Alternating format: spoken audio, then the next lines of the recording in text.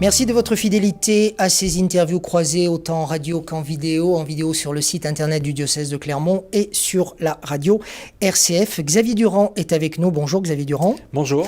Vous êtes un des membres des EDC, entrepreneurs et dirigeants chrétiens. Plusieurs équipes ici en région Auvergne, dans le Puy-de-Dôme. Qui sont les hommes et les femmes qui constituent les entrepreneurs et dirigeants chrétiens? Alors les entrepreneurs dirigeants chrétiens sont des chefs d'entreprise ou des cadres en situation de dirigeant. Ce mouvement est œcuménique. Nous avons plus de 2700 membres répartis sur l'ensemble de la France, un peu plus de 250 équipes. Le fait d'être chef d'entreprise et d'être chrétien, comment le vivez-vous au jour le jour? Pourquoi réunir ces deux manières de voir la vie, de voir votre quotidien? Alors, un dirigeant aujourd'hui est amené à prendre un certain nombre de décisions. Il peut être aussi chrétien et il est important de concilier et sa vie privée et sa vie, je dirais, publique. Et le fait d'être entrepreneur chrétien ou dirigeant chrétien ne rend pas le dirigeant meilleur, mais quelque part lui amène un autre éclairage, puisque notre objectif est aussi d'avoir ce recul et cette vision par rapport à ce que l'Évangile peut nous dire.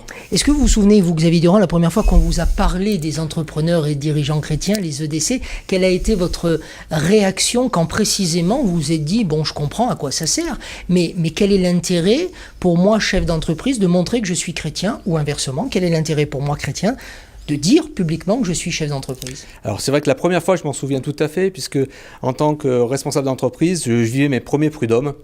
Et c'est un ami qui était aux EDC qui me dit, écoute, rejoins-nous, tu verras, ça te fera du bien, ça te permettra de prendre du recul.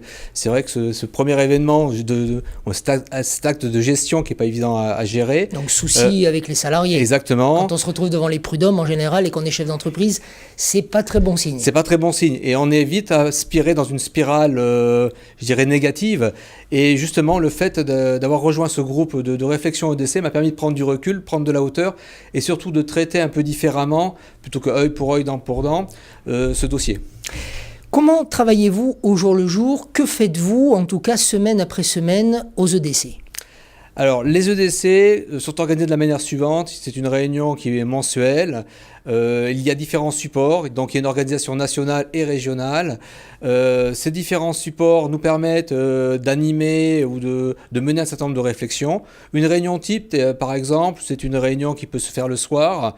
Après un temps d'accueil, il y a un temps de prière qui nous permet de poser la réunion et ensuite un échange sur nos soucis d'entrepreneurs. Vous faites un tour de table où chacun peut dire ce qu'il a envie de dire et de le présenter au groupe. Tout à fait. Alors on fait le choix d'une chose plutôt positive ou négative en fonction de l'actualité de mes différents interlocuteurs. Ensuite, après cet échange, on a une réflexion sur un thème. Ça peut être la gouvernance d'entreprise, ça peut être la rémunération du dirigeant, ça peut être le salarié, est-il acteur de l'entreprise, etc., qui nous permet d'avancer par rapport et à prendre de la hauteur par rapport à notre quotidien d'entrepreneur.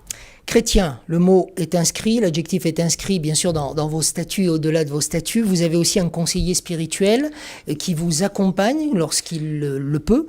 Quel est son rôle ? Alors, le rôle du conseiller spirituel est d'apporter ce lien avec l'Église et surtout derrière de nous faire prendre un peu de hauteur par rapport à notre quotidien, par rapport aux échanges qu'on peut avoir et faire cette relation entre l'Évangile, l'Église et puis nos réflexions d'entrepreneurs.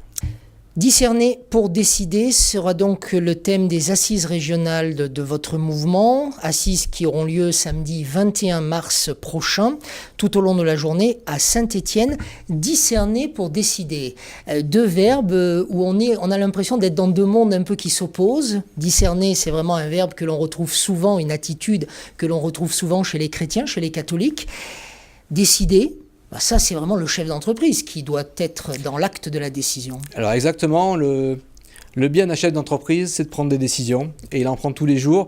Il y a des décisions qui sont faciles à prendre, des décisions qui sont difficiles à prendre, et effectivement, le fait d'apporter ce discernement dans cette décision, donc sur quel appui ça peut être la prière, ça peut être consulter mes collaborateurs, ça peut être un temps de silence qui me permettent de prendre du recul par rapport à la décision que je vais prendre. Et surtout après, ce qui est important, c'est la relecture de cette décision. C'est-à-dire qu'on peut avancer, et cette relecture elle peut se faire au regard là aussi de l'Évangile. Et c'est là où je dirais que ce discernement peut prendre un sens.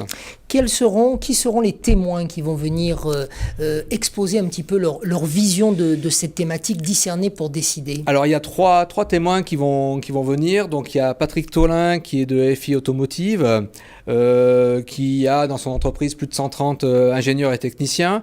Vous avez Arnaud Guirouvet de Agap 2. Qui lui travaille plutôt à l'export et à l'international, et Georges Jobard de la société Xertal, qui lui a une grosse entreprise et qui viendra témoigner de sa vision et de son discernement par rapport à Dieu.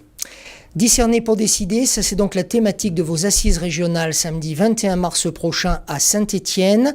Si on est intéressé par votre mouvement mais qu'on ne veut pas ou qu'on ne peut pas forcément se rendre à Saint-Étienne le 21 mars, il y a possibilité bien sûr d'entrer en relation directement avec vous? Sans problème. On peut me joindre soit par mail, soit par téléphone. Mon mail xav.durand@free.fr. Mon numéro de téléphone 06 86 49 82 53. Xavier Durand, des entrepreneurs et dirigeants chrétiens, était notre invité aujourd'hui à travers cette interview croisée radio-vidéo. Merci beaucoup Xavier Durand. Merci à vous.